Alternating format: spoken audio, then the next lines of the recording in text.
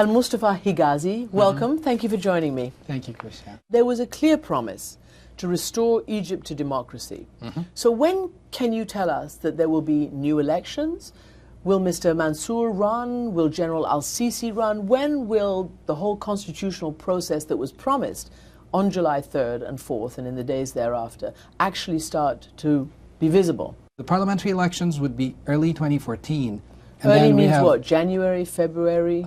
I think January would be, it's the start of the process, not necessarily that we have the parliament by that time. It's the end of the referendum would be probably the end of December. So the referendum on the Constitution. Once we have the Constitution in place, we will be calling for parliamentary elections in about a week or so. And then we start the process of parliamentary elections for another 2 months or more. So we're looking at the end of parliamentary elections probably towards the end of March, early April. So do you envision presidential elections next summer? Yeah, pretty much. It obviously can't come as much surprise to you that there has been an enormous amount of anxiety and criticism and worry now in Egypt, even amongst the people who supported you, even those who said this is what the people want, that we want to go into the streets and we want an end to the Muslim Brotherhood and that kind of extremism. Now they're saying that the very things that they criticize the Muslim Brotherhood about, you are doing. The repression, the arrest of journalists, the harassment of human rights activists. People are saying it is worse than the bad old days.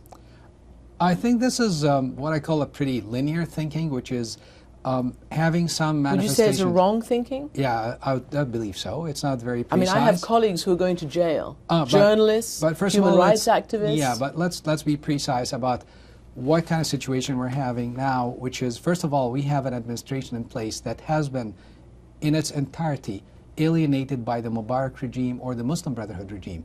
And we came with the will of the people to be more of the custodians of making sure that what happened at the Mubarak time and the Morsi time not to be repeated again. But we have to know that they say it is being repeated, and it's worse. They say, look at the state of emergency that's being extended. Yeah, that's a good point. I lived in Los Angeles at a time that we had a situation for, a police brutality that ended up in riots in the streets, and we had emergency laws in Los Angeles by the time, and we had the National Guards in the street. You wouldn't say that because of this incident. Are you comparing LA to what's happening in Egypt right now? In a way, that what happened in a week could have been extended in Cairo for about a month or so. But what I'm trying to say, the emergency laws got its own reasons, because we had to have a curfew in place in order to maintain the security of our people and security of other people like the journalists and others. So if you have this, I would say you're mandated to have a curfew, you have to make sure that you have to have emergency law in place. So it's not for the sake of the emergency law itself. As I said, sometimes desperate times requires desperate measures, like what happened in Los Angeles, that's what happened in Cairo. Right, I see the comparison you're trying to make, but you're talking about putting journalists in jail as I think I hear you say, for their own security. No, this is very serious what's happening now. I haven't been saying I would like to have an answer as to why the very people who supported you are now worried and see the system turning against them. Liberals, journalists, human rights activists, people who say, we may not have been able to speak freely under the Muslim Brotherhood, and we can't speak freely now under this new interim government. I think, first of all, this is too general a statement, and I think this statement does not apply. The United States is saying that, Europe is saying that. No, does not apply to all of the, I would say, the incidents, because we've been talking to U.S. officials, we've been talking to European officials, and we've been very close to the incidents that are happening, even with some journalists, and I think some of those happened because there has been violations of the law, probably by the curfew times or so. And it's not like you're trying, or maybe it's been portrayed in a certain way, like, this is like, a tyranny reestablishing itself. This is not the case. The case said it. People are saying that. No, this is not the case. The case is that we have a certain security situation that might dictate having a curfew, for instance, as one of the instruments in order to maintain security. If you have someone in the streets violating... It's an inability to criticize. No, that's not the case. Well, no, that's not the case in any way. It is. Not the case, because you have not only journalists, you have people from the opposition, which is not only the opposition, people who are trying to put Egypt on pause, who are the Muslim Brotherhoods. Those people are now criticizing the government. They're having marches in the streets. They're talking to journalists, to foreign officials, and no one is in any way chasing them or detaining them. So it's not like... Mr. Hegazy. Let's not make it like the habit of a government is trying to detain those very journalists. people are being swept up and put in jail. the Muslim Brotherhood, people who you just Again- referred to, are again, in this is- jail. this All the is- people this we is used to too talk general. to are in jail. No, this Yes. is too general. This is too general because you have They some are. of their own historical leaders who's been inciting violence. The who's been spokespeople are in instigating- jail. The people I used to call and talk to The people are who's been in jail. instigating violence, those are the people in jail. We are very keen to be the custodians of freedom of expressions, freedom of speech, and freedom of protesting in any ways, provided there is no violence in it. And that's exactly the case that might cause some people to be, in a way, legally prosecuted because of instigating violence or practicing violence. So, where does it get you as a nation to once again ban the Muslim Brotherhood? And I ask you because after July 3rd, there was a lot of talk from your own interim leaders that we actually want the Muslim Brotherhood to be part of the new democracy. You know, you went bent over backwards to say you wanted them in the system. And yet, the facts on the ground show precisely the opposite of what you said. That they have systematically been arrested, that their press has been closed down. Obviously, the president has been arrested. All his top ministers and people have been arrested. As I say, the top spokespeople have been arrested. Is the Muslim Brotherhood banned? No, they have to be legalized. No one would be banned in Egypt unless the law bans his own activity. Sometimes maybe I would say in a slogan way of saying it that they have been a banned organization. The Muslim Brotherhood as an organization has never been a legal organization. It has been only a name, a slogan that's called the MBs, but all the time, as you said, they've been running as independents under this kind of theme or under this kind of slogan. Where is President Morsi? He's in custody. Where is he? In a safe place. Has he had access to lawyers? I think he does. Do you know for sure? Because his Yeah. family say he doesn't. No, he does. Will it be a military trial? No.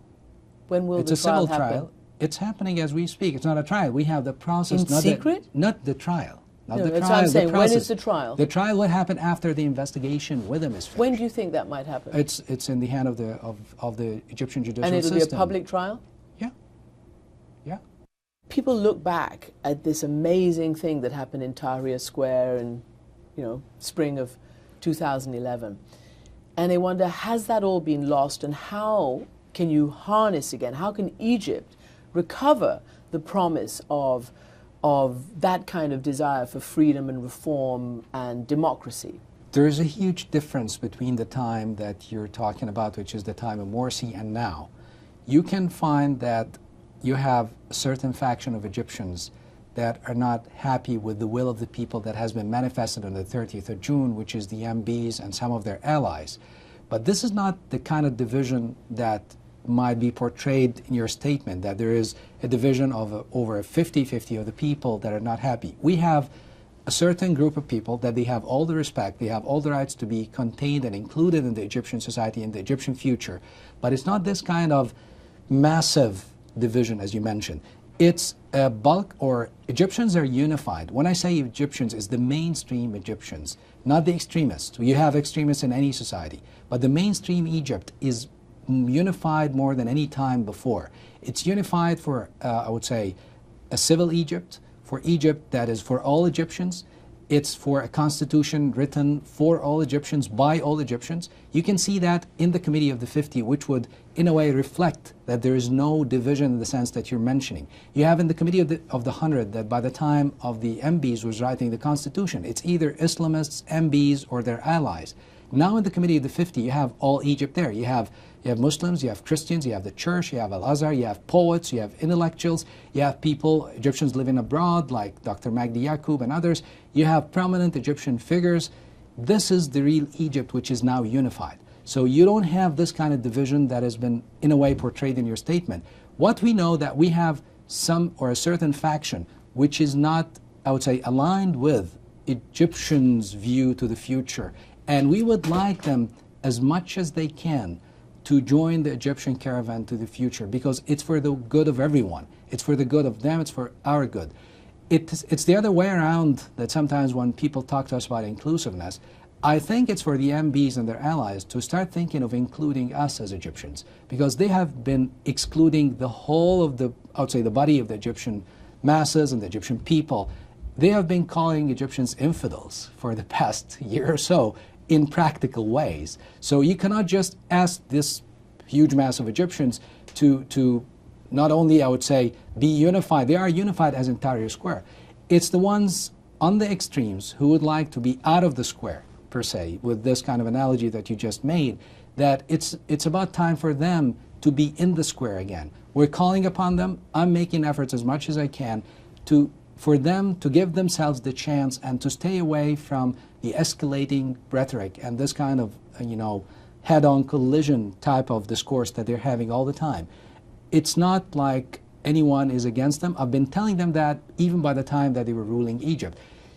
Enough with the conspiracy theory. I'm talking to them. Enough with the conspiracy theory. You have a golden opportunity to have an Egypt for all Egyptians. Just join Egyptians. You're not a better breed than Egyptians. You've been discriminating against Egyptians for a year or so. You cannot discriminate against them now with their will manifested in that huge numbers in the streets. It's about time for you to join Egyptians, not the other way around. It's a golden opportunity that they can capture. They can seize the moment, as Richard Nixon has said before, and it's a moment to seize. Mr. Hegazy, thank you very much for joining me. Thank you.